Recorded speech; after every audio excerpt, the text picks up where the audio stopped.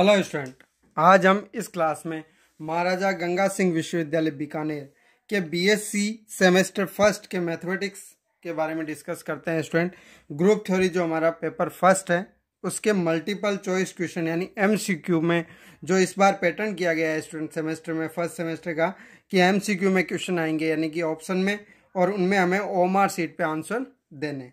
तो student, paper के जो मैक्सिमम मार्क्स होंगे यानी कि हमारे पास जो मैक्सिमम मार्क्स होंगे पेपर के वो हैं 40 यानी 40 नंबर का पेपर होगा। मिनिमम पास होने के लिए हमें मार्क्स चाहिए 14। अब बात करते हैं स्टूडेंट एमसीक्यू मोस्ट इंपॉर्टेंट कौन कौन से हैं ग्रुप थ्योरी से रिलेटेड, तो उनके बारे में। तो देखो, हम आज बात करते हैं क्वेश्चन नंबर 21। तो कुछ पर्सन संख्या 21 हमें दी गई है। सबसे छोटा समूह है यानी कि सबसे छोटा ग्रुप कौन सा है। तो सबसे छोटे ग्रुप में स्टूडेंट हमें पता है कि कोई भी ग्रुप हो जी, तो ग्रुप के जितने भी स्टूडेंट सबसेट होते हैं तो सबसे पहले एक फाई जो रिक्त समुच्चय होता है, ये सभी ग्रुप का क्या होता है, एक उपसमुच्चय होता है। फिर स्टूडेंट यदि तत्समक अवयव का कोई एकल समुच्चय होगा जो तत्समक किसका है, जी का, तो वो भी उस संक्रिया के लिए क्या होगा, एक ग्रुप होगा। तो स्टूडेंट यहाँ पे हम बात करते हैं, लेकिन फाई कभी भी स्टूडेंट एक ग्रुप नहीं हो सकता। ये जी का एक क्या उपसमुच्चय तो हो सकता है क्योंकि इसमें अवयव होते ही नहीं है।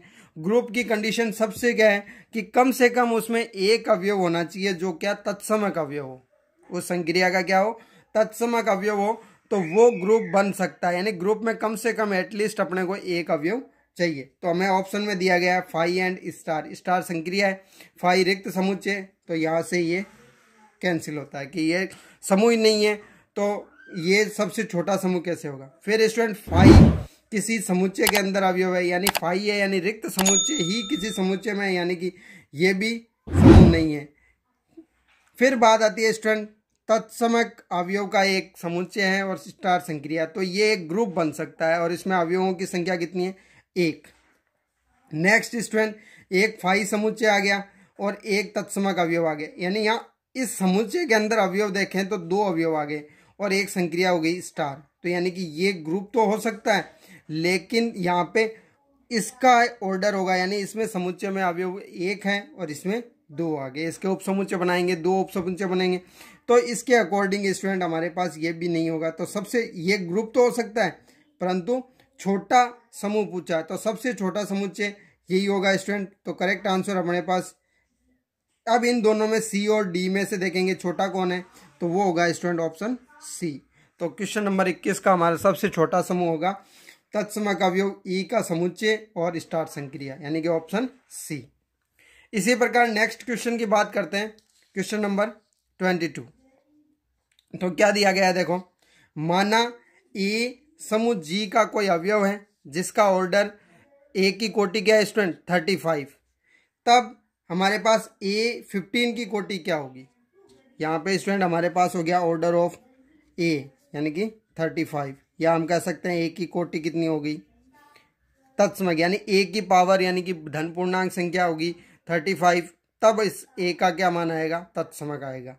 अब स्टूडेंट इसने पूछा है कि A15 की कोटि क्या होगी, तो A15 की कोटि निकालने के लिए तो यहाँ ऑप्शन दिया गया है A की कोटि 3, इसकी स्टूडेंट कोटि क्या होगी, A15 की कोटि ऑर्डर ऑफ A15 5, C7 और D 35, और या हम ऑप्शन को छोड़ सकते हैं स्टूडेंट, तो ये ऑप्शन चूज करेंगे अनुत्तरित प्रश्न यानी इसका आंसर नहीं देना चाहते। तो यहाँ पे हम आंसर देंगे स्टूडेंट ये 35 हो गया। नेक्स्ट यहाँ पर भी स्टूडेंट तत्समक कब आता है, जब आपके 35 या 35 का मल्टीपल आएगा, यानी कि हम कह सकते हैं कि 35 पावर 2 यानी कि हम ई की पावर 2 होगी स्टूडेंट, तो भी क्या होगा, ई होगा आंसर। इसी प्रकार 35 की पावर 3 होगी तो ये क्या हो जाएगा, ई की पावर 3, तो आंसर आ जाएगा ई। तो ये पावर कितनी हो जाएगी ए की 105, तो ये भी हमारे पास आंसर ई रहेगा। इसी प्रकार स्टूडेंट यहाँ पे हम बात करेंगे ए की पावर 15 है, तो 15 को किससे मल्टीप्लाई करें, तो देखो यहाँ पे 15 को मल्टीप्लाई करेंगे ऑर्डर ऑफ A15, तो यहाँ से हमारे पास A15 है, तो ये तत्समक कब आएगा, ये हमें कंडीशन लानी है।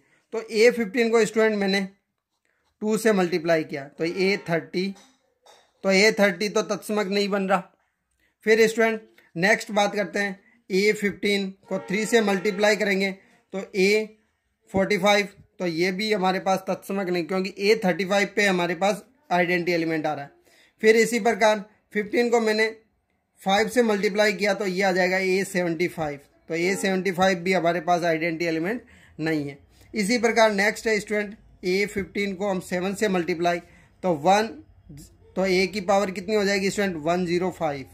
105 को हम लिख सकते हैं A की पावर 35 3 मल्टीप्लाई यानी E की पावर 3, E की पावर 3 यानी कि E होगा, तो यानी कि A की, तो यहाँ इसकी ऑर्डर कितना हो गया स्टूडेंट 7।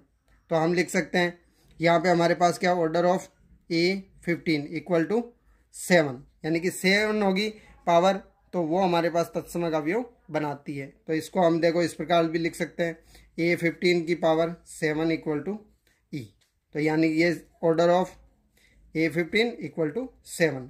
तो इसका आंसर क्या हो जाएगा स्टूडेंट, ऑप्शन C 7। तो स्टूडेंट आप ध्यान रखें, ये कैलकुलेशन जो मैंने रफली किया आप अलग से नोटबुक में कर सकते हैं। फिर बात आती है स्टूडेंट अगला क्वेश्चन नंबर 23।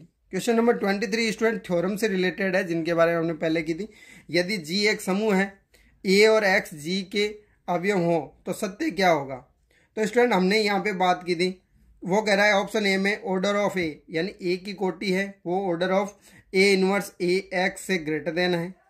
बी है order of A less then order of x inverse A x से लेस देन होगी। वो कह रहा है कि ये आपके जो है संबंध वो इक्वल टू होगा या फिर हमारे पास इक्वल। तो स्टूडेंट इस प्रकार से हमने थ्योरम में बात की थी कि यहाँ पे यदि प्रत्येक अवयव के लिए यदि कोई अवयव x है, कोई x बिलोंग्स टू G है, तो प्रत्येक अवयव G बिलोंग्स टू के लिए, इसके लिए कंडीशन क्या होगी स्टूडेंट, जो A का ऑर्डर होगा वो हमेशा ऑर्डर किसका x इनवर्स A x के इक्वल होता है। तो यानी कि हमारे पास स्टूडेंट ये कौन सा संबंध आ रहा है, ये संबंध आ रहा है C ऑप्शन में। तो इसका आंसर क्या हो जाएगा, C हो जाएगा। आप स्टूडेंट ये मोस्ट इंपॉर्टेंट रिजल्ट है, तो आप इसे नोटबुक में अवश्य ही नोट करके रखें और एग्जाम से पहले एक बार इसको जरूर देख के जाएं। फिर बात आती है स्टूडेंट नेक्स्ट क्वेश्चन नंबर 24। तो क्वेश्चन नंबर 24 दिया गया है, यदि एक समूह के अवयव H तथा G की कोटियां क्रमशः 3 और 4 हो तो G इनवर्स H G की कोटि क्या होगी। जैसे अभी स्टूडेंट हमने इससे पहले क्वेश्चन में किया था वैसे ही यहाँ पे है। तो देखो ऑर्डर ऑफ H दिया गया है वो हमें 3 दिया गया है, ऑर्डर ऑफ G दिया गया है वो 3 दिया गया है।